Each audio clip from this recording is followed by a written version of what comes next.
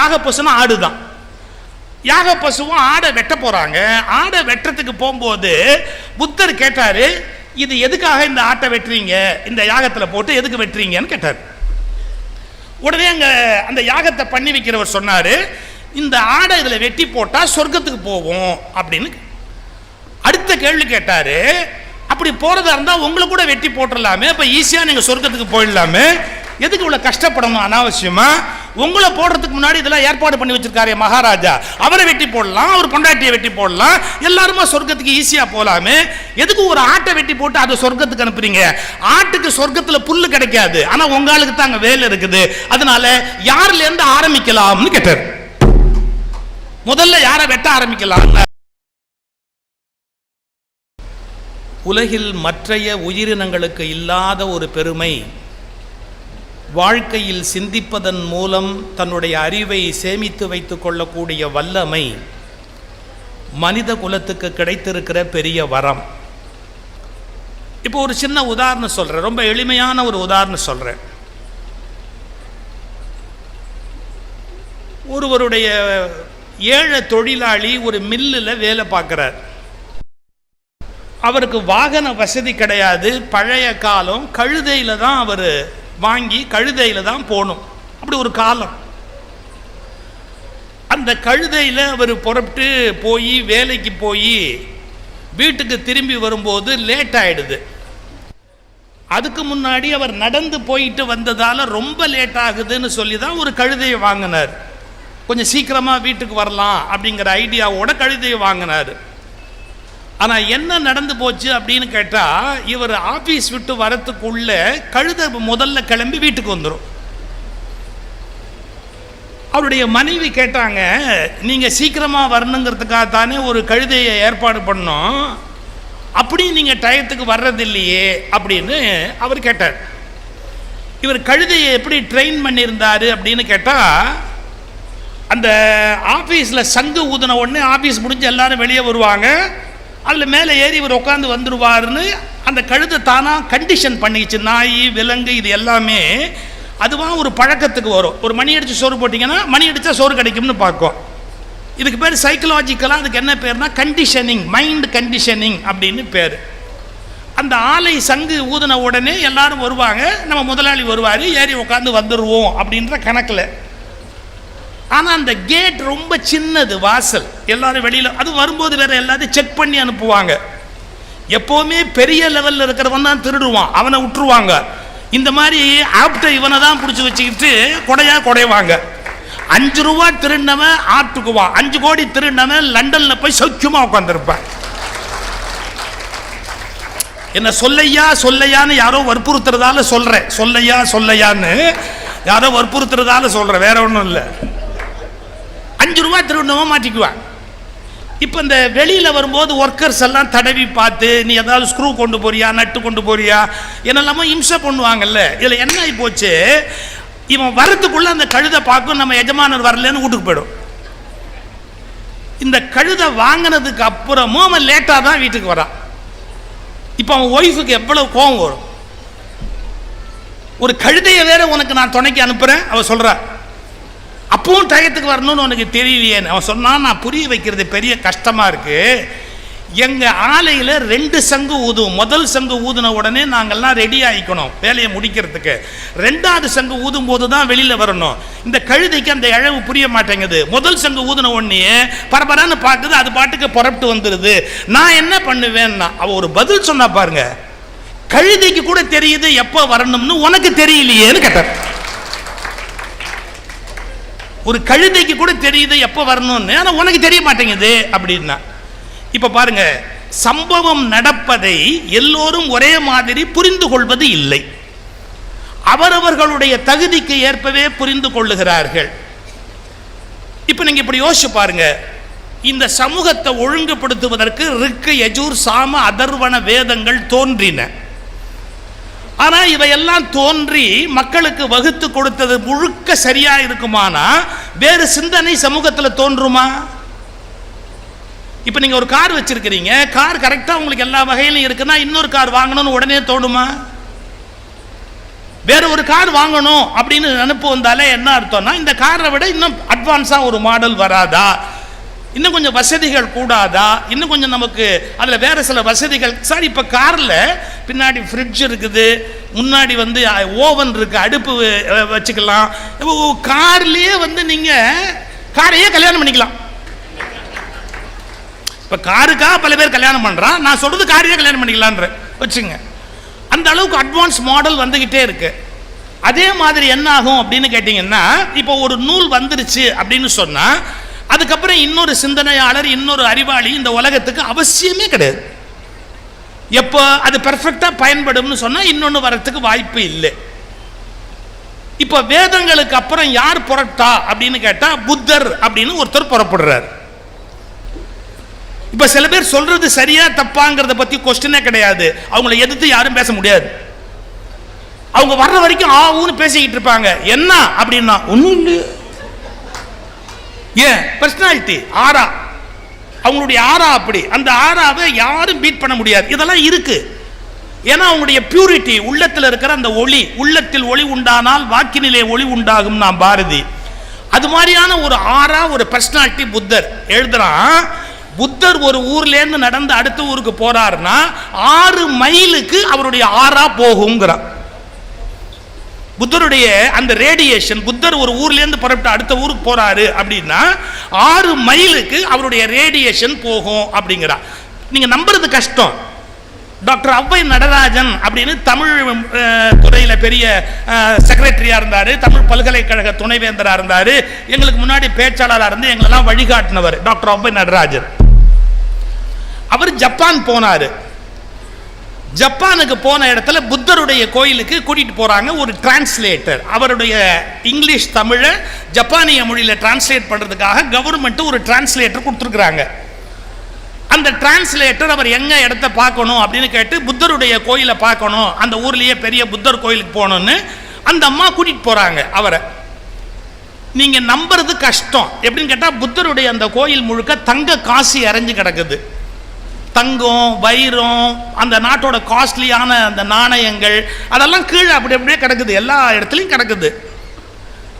அவ்வை நடராஜனால அதை பார்த்து அதிர்ச்சி ஆயிட்டாரு. உண்டியல்ல காசு போடல, அப்படியே தெருவில் அந்த சன்னதியை சுற்றி அரைச்சிருக்கிறாங்க எல்லாம்.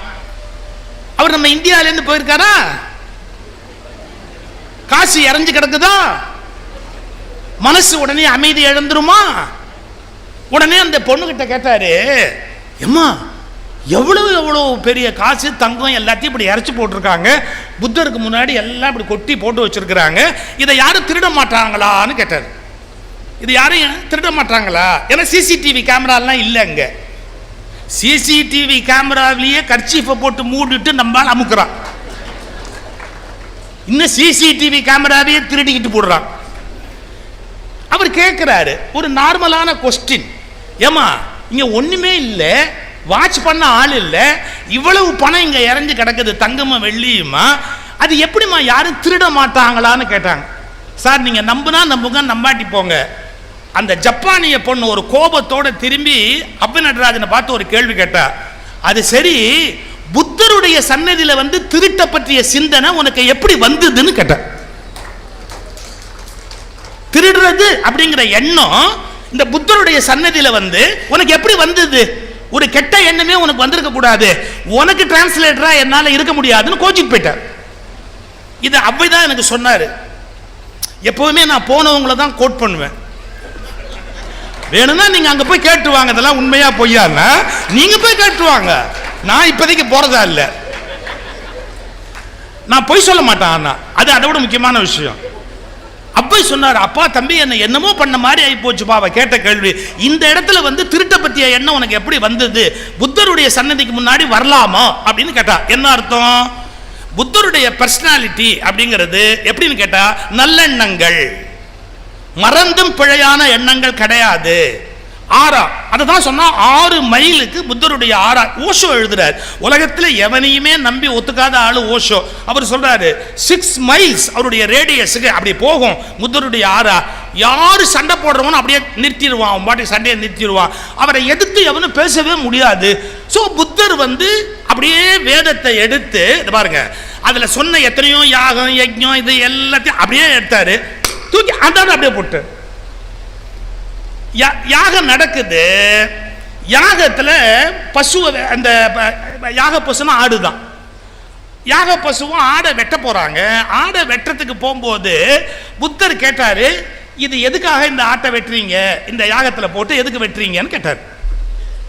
உடனே அங்க அந்த யாகத்தை பண்ணி வைக்கிறவர் சொன்னாரு, இந்த ஆடை இதுல வெட்டி போட்டா சொர்க்கத்துக்கு போவோம் அப்படின்னு.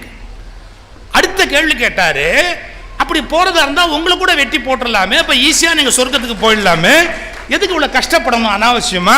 உங்களை போடுறதுக்கு முன்னாடி இதெல்லாம் ஏற்பாடு பண்ணி வச்சிருக்காரு மகாராஜா, அவரை வெட்டி போடலாம், அவர் பொண்டாட்டியை வெட்டி போடலாம், எல்லாருமா சொர்க்கத்துக்கு ஈஸியா போலாமே, எதுக்கு ஒரு ஆட்டை வெட்டி போட்டு அதை சொர்க்கத்துக்கு அனுப்புறீங்க? ஆட்டுக்கு சொர்க்கத்துல புல்லு கிடைக்காது, ஆனா உங்களுக்கு தான் அங்க வேலை இருக்குது, அதனால யாருல இருந்து ஆரம்பிக்கலாம்னு கேட்டார். முதல்ல யாரை வெட்ட ஆரம்பிக்கலாம் எல்லாம் கண்டு அப்படியே கிளம்பிட்டார். இப்போ புத்தருடைய இந்த புரட்சிக்கு முன்னாடி யாரும் நிக்க முடியல. இதை எப்படி எடுத்துக்கிட்டாங்க தெரியுமா? இப்ப இதான் சொல்ல வந்த அந்த சங்கு ஊதுற கதையில கழுதையை பத்தி சொன்ன பாருங்க.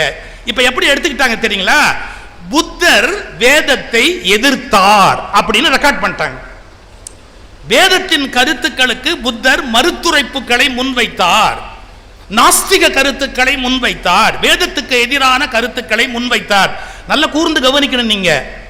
உலகம் முழுவதிலும் உள்ள எல்லா மதங்களிலும் கடவுளை எதிர்ப்பவர்கள் மட்டுமே நாஸ்திகர்கள் என்று அழைக்கப்படுவார்கள். இந்தியாவில் மட்டும் ஒரு விசித்திரம், கடவுளை பற்றிய பேச்சு கிடையாது, வேதத்தை எதிர்த்தவனே நாஸ்திகன் என்று முத்திரை குத்தப்படுவார். இந்த வித்தியாசமே இன்னும் நம்முடைய அறிவுஜீவிகளுக்கு தெரியாது.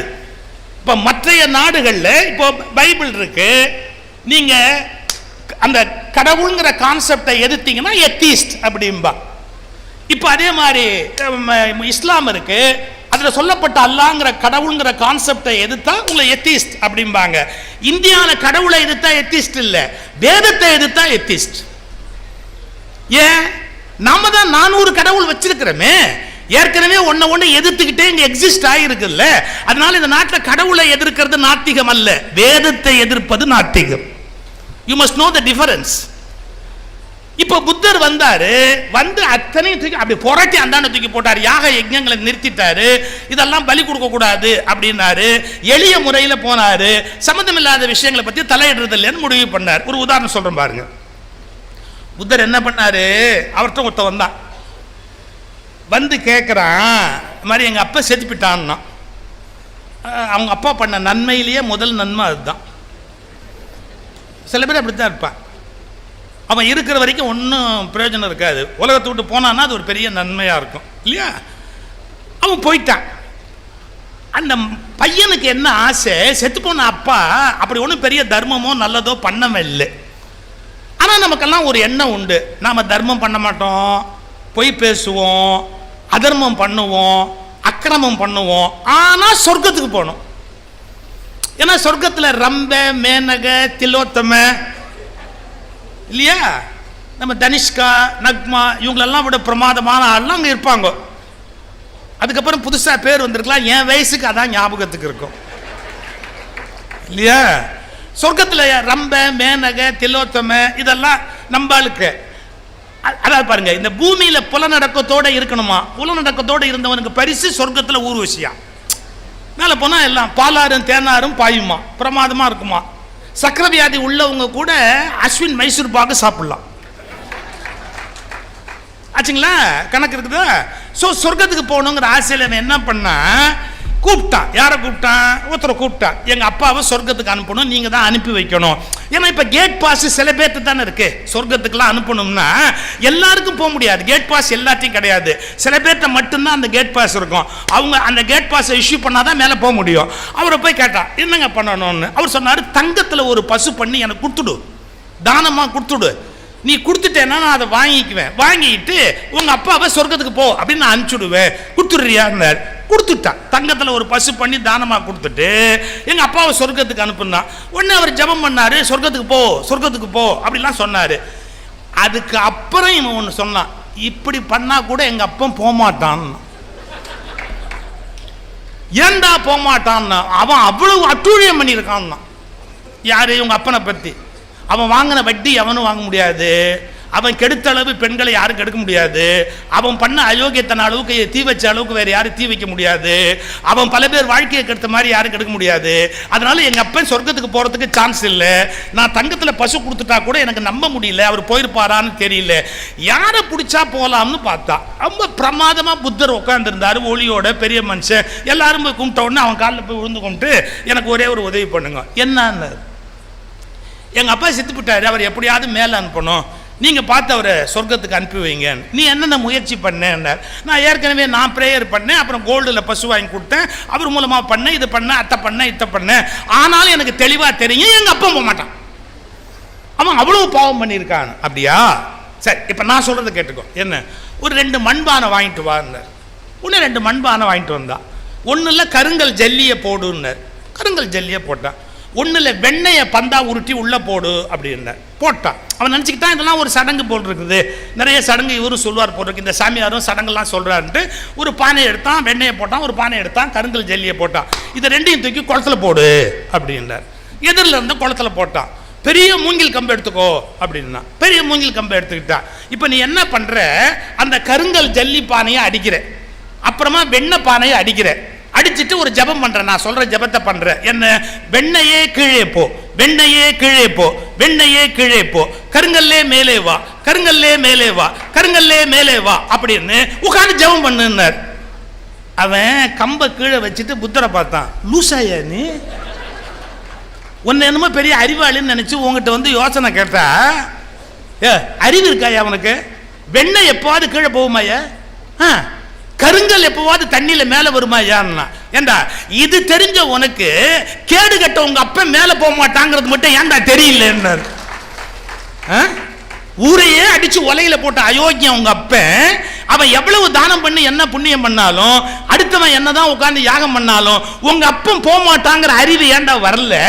கருங்கல் மேல போவாதுன்னு சொல்ற, வெண்ணெய் இறங்காதுன்னு சொல்ற, இது தெரியுது அறிவு பூர்வமா? உங்க அப்ப மேல போக மாட்டேன்னு தெரிய வேணாமா? ஆமாங்க.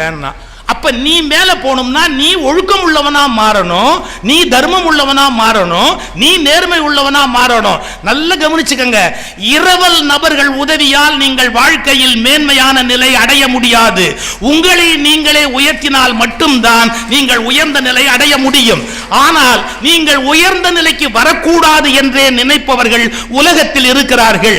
அதற்கான சில்லறைகளை பெற்றுக்கொண்டு உங்களை கீழாகவே வைத்திருக்க வேண்டும் என்று விரும்புகிறார்கள். உங்களுக்கு அறிவு இருக்குமானால் நான் ஒழுக்கமுடையவனாக மாறி மேலே போக வேண்டும் என்று நினைக்க வேண்டுமே ஒழிய எவனுக்கோ சில்லறை காசை கொடுத்து விட்டு அயோக்கியத்தனம் செய்யலாம் என்ற எண்ணத்தை தயவு செய்து வளர்த்துக் கொள்ளாதீர்கள். இப்ப யார் இந்த வேலையை ஆரம்பிச்சா? புத்தர். இப்ப நான் வரதுக்கு அடுத்த பாயிண்ட் நீங்க கவனிக்கணும். இப்ப இந்த புத்தரை எப்படி விமர்சனம் பண்ணலாம்? இவரு வேதத்தினுடைய வழிமுறைகளை அழிக்க வந்த விரோதி. இது ஒரு குரூப்போட பிரச்சாரம். இந்த புத்தர் வேதங்களை எல்லாம் அழிப்பதற்கும் ஒழிப்பதற்கும் வந்த விரோதி அப்படின்னு பிரச்சாரம் பண்ண ஆரம்பிச்சாங்க. ஆனா ஒரு ரிஃபைன்டு சோல், மிக மிக மிக மிக புனிதமான ஒரு உயிர், அது இதே பிரச்சனைய என்ன வார்த்தை சொல்லுச்சு தெரியுமா? ஏற்கனவே இருந்த வேத மதத்தையும் அந்த வேத தர்மங்களையும் அழிப்பதற்கு வந்த புத்தர்னு எல்லாரும் எழுதின போது அந்த ஒரே ஒரு ஆள் மட்டும் வேற ஒரு வார்த்தை சொன்னார். என்ன சொன்னார் தெரியுங்களா? நம்முடைய வேத இந்து தர்மத்தினுடைய வளர்ச்சியாகிய புத்த மதம். Do you know the difference? இதை அழிப்பதற்கு வந்த அப்படின்னு எழுதினாங்க. ஆனா அவர் ஒருத்தர் மட்டும் அப்சர்வேஷன் எப்படி எழுதினாரு? இந்த வேத மதத்தினுடைய வளர்ச்சியாகிய புத்த மதம். இந்த வேத மதத்தின் வளர்ச்சியாகிய புத்த மதம்ங்கிற வேர்டை யூஸ் பண்ணவர் யாருன்னு யாராவது கரெக்டா சொன்னா 500 ரூபாய் நான் கொடுக்குறேன். அதன் வளர்ச்சியாகிய புத்த மதம் அப்படிங்கறத ஒரு கான்கிரீட் பர்சனாலிட்டி, அவர் சொன்ன அத்தாரிட்டி, அவர் சொல்றாரு வேத மதத்தின் வளர்ச்சியாகிய இந்து மதம். யாரு? சுவாமி விவேகானந்தர். புரியுதா? இப்ப உங்களுக்கு புரிஞ்சு போச்சா? ஒருத்தர் பார்க்கிற பார்வை இதை அழிப்பதற்கு வந்த புத்தர்னு சொன்ன போது இல்லை, இதன் வளர்ச்சியாக வந்த புத்த மதம் அப்படின்னாரு. ஒரு விதை, நல்ல கவனிங்க, ஒரு விதை அழியாமல் அதிலிருந்து ஒரு விருட்சம் உண்டாகாது. ஒரு விதை அழியாம அதிலிருந்து மரம் வருமா? கம்ப்ளீட்டா அந்த விதை டெஸ்ட்ராய் ஆயிடணும், அந்த விதை பூமிக்குள்ள போயிடணும், அது அந்த விதைங்கிற தன்மையை இழந்துடணும். இது தன்மையை இழந்த உடனே அதுல இருந்து ஒரு இலை வரும், செடி வரும், மேல வரும், அப்படியே மேல போகும், மரமாகும், பூக்கும், காய்க்கும், கடைசியா அதுல அதே விதை வரும். ஆனா அந்த விதை அழியாம அது உள்ளே இருந்து ஒரு விருட்சம் உண்டாகுமா? யாராவது விதையின் அழிவுன்னு சொல்வாங்களா? அது இல்ல. விதை பெற வேண்டிய பூரணத்துவத்தை பெற வேண்டுமானால் அது விருட்சமாக வளர்வது என்பது தவிர்க்க முடியாது. அப்படி இந்தியாவில் தோன்றிய பெருஞானமாகிய வேத ஞானத்தை முழுமையாக வளர்த்துவதற்காக வந்தது புத்த மதம் என்று கணக்கு சொன்னாரு. யாரு? சுவாமி விவேகானந்தர். நாம இதெல்லாம் புரிஞ்சுக்கிறது இல்லை. விவேகானந்தர் என்ன கோணத்துல பார்த்தாரு? ஏன் அவர் புத்தரை வெறுக்கல? இன்னும் சரியா சொல்லட்டுமா, எனக்கு இந்த உலகத்திலேயே ஒரு அதீதமான மரியாதை ஒரு தனிநபர் மீது தோன்றுகிறது என்றால் அது புத்தர் மீது தான் எனக்கு அந்த மரியாதை தோன்றுகிறது. இத புத்தகம் என்ன வேணும்னா, விவேகானந்தரை பற்றி விவேகானந்தர் அப்படின்னு ஒரு புக் இருக்கு, வெளியீடு சென்னை ராமகிருஷ்ணா மடம். அந்த அதுல நீங்க பாத்தீங்கன்னா புத்தரை பத்தி விவேகானந்தருடைய கோட்டிங்ஸ் எல்லாத்தையும் தொகுத்து போட்டிருக்காங்க. எங்கெங்கெல்லாம் புத்தரை பத்தி பேசியிருக்கார விவேகானந்தர் அதை கலெக்ட் பண்ணி போட்டிருக்கிறாங்க. அதுல என்ன முடிவு சொல்றாங்க? இந்து மதத்தின் வளர்ச்சி ஆகிய புத்தர் அப்படின்னு பேசுறார். நான் எதுக்காக இதை சொல்றேன்? மாற்றம் என்பது சமூகத்தில் தவிர்க்கப்பட முடியாதது. எது ஒரு காலத்தில் நல்லது உயர்ந்தது என்று கருதுகிறீர்களோ அது ஒரு காலத்தில் செயலற்றதாக போய்விடும்.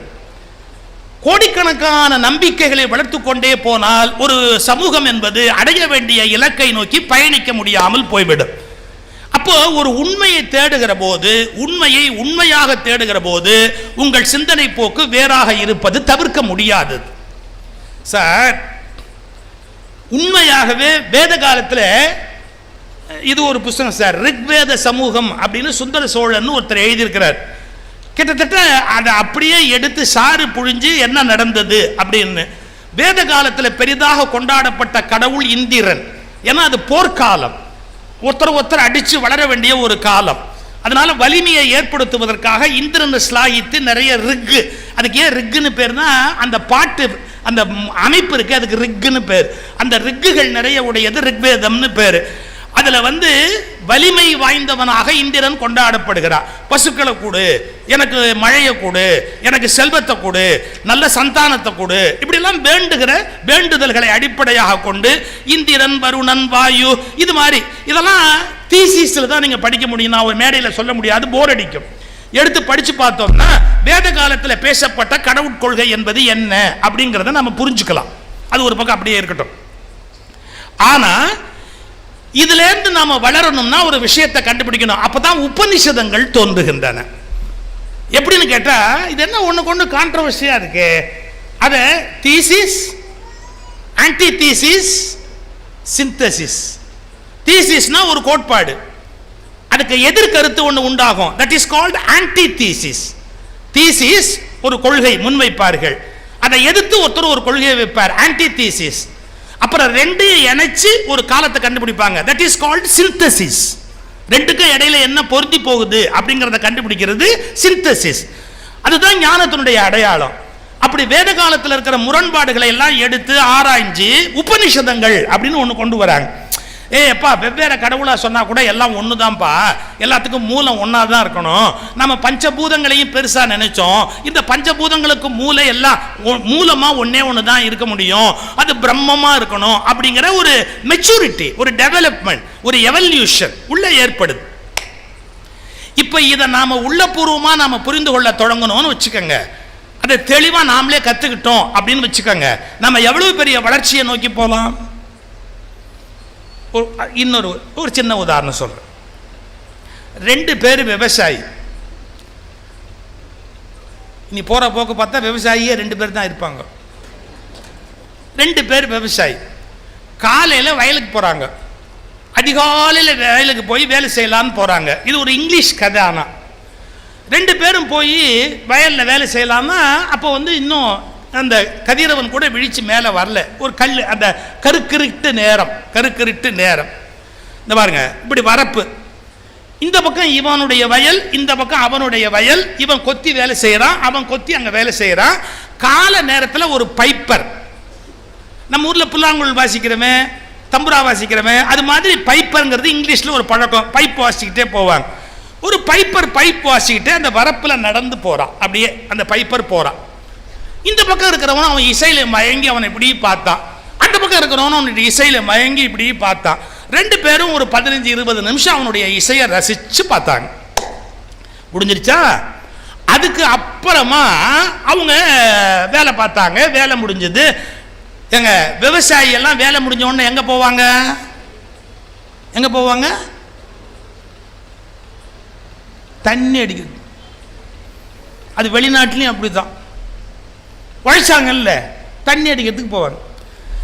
சாயங்காலம் ஆச்சு, ரெண்டு பேரும் நேரம் தண்ணி அடிக்கிறதுக்கு போனான். இந்த தண்ணி அடிக்கிறதுல இருக்கிற பிரச்சனை என்னன்னு கேட்டா, தண்ணி அடிக்கும் முன் தண்ணி அடித்த பின் டூயல் பர்சனாலிட்டி. தண்ணி அடிக்க அடிக்க அடிக்க அப்படியே உள்ளேருந்து ஒரு ஆள் கிளம்புவார். அப்படியே ஒரு மாதிரி வித்தியாசமா கிளம்புவார். உள்ளேருந்து முதல் பெக்கு வரைக்கும் தான் இவர் போடுவார். அப்புறமா பெக்கு இவரை போட ஆரம்பிக்கும் இல்லையா? அப்படியே வந்தவன் சொன்னான், அந்த காலையில் ஒருத்தன் பைப்பு வாசானே, அவன் ஒரு பச்சை தொப்பி போட்டிருந்தானே, அந்த தொப்பி என்ன பிரமாதமான ஆரம்பிச்சான் அவன். இவன் சொன்னான், டே கண்ணவிஞ்ச மூதேவி, உனக்கு காது தான் கேட்காதுன்னு நினைச்சேன், கண்ணும் தெரியாதுன்னு இப்பதான்டா தெரிஞ்சுக்கிட்டேன். அவன் சேப்பு தொப்பி போட்டிருந்தான்டா. அறிவு கிட்ட நாயே, உன்னை ஏன் உன் பொண்டாட்டி மதிக்கிறது இல்லைன்னு எனக்கு இப்பதான் தெரியுதுன்னா. தேவையாது. எவனையுமே பொண்டாட்டி மதிக்க மாட்டாங்கிறது தான் யூனிவர்சல் தியரிய ஒழிய, ஒன்னவும் பொண்டாட்டி மதிக்கலேன்னு ஒரு புதுசா ஒரு ஆராய்ச்சி வேணுமா என்ன?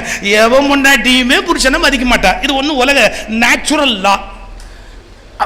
இப்ப பாருங்க, அவன் எங்க போறான் பாருங்க. அடுத்த வார்த்தை, கண்ணவிஞ்ச மூதேவி, உனக்கு சிவப்பு எதுன்னு தெரியல, கலர் என்னன்னு தெரியல.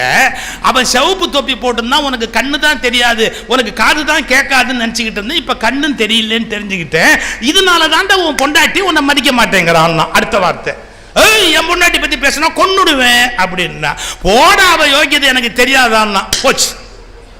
ரெண்டு பேரும் கட்டி புரண்டு சண்டை போட்டு பிச்சு ஒருத்த அந்த டேபிளை தள்ளி, நம்ம தமிழ் படங்கள்லாம் சண்டை நடக்குமே அது மாதிரி கண்ணாடியில் போய் குதிச்சு எல்லாம் பண்ணி அமக்கலம் பண்ணும்போது அதே இடத்துக்கு சாராயம் குடிக்கிறதுக்கு பைப்பர் வந்தான்.